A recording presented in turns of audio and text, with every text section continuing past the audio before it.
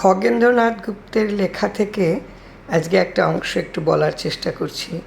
তিনি লিখেছেন, শ্রী শ্রী ঠাকুর কখনো কৈবল্যনাথ, কখনো সত্যনারায়ণ, কখনো সত্যপীর, কখনো শ্রী ভগবান, কখনো শ্রীকৃষ্ণ, কখনো গৌরাঙ্গ মহাপ্রভু, কখনো শ্রীহরিরূপে প্রকাশিত হইয়াছেন ভক্তগণের দিব্য চোখে।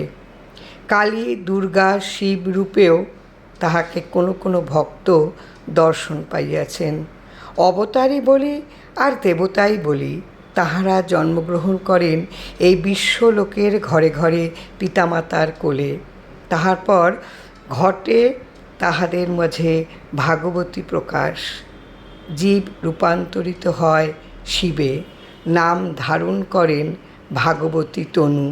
তিনি যখন মিলনের আকাঙ্ক্ষায় ছুটিয়া আসেন, আমরা তখন তাহাকে দূরে সরাইয়া দিতে চাই। তাই তো তাহাকে প্রতিষ্ঠিত করি বেদীর বৈকুণ্ঠে। আমরা তোমার দাস সংকোচ আর সংশয়ে আড়ষ্ট হই, কিন্তু তিনি তখনও ডাকেন, লইয়া যাইতে চান।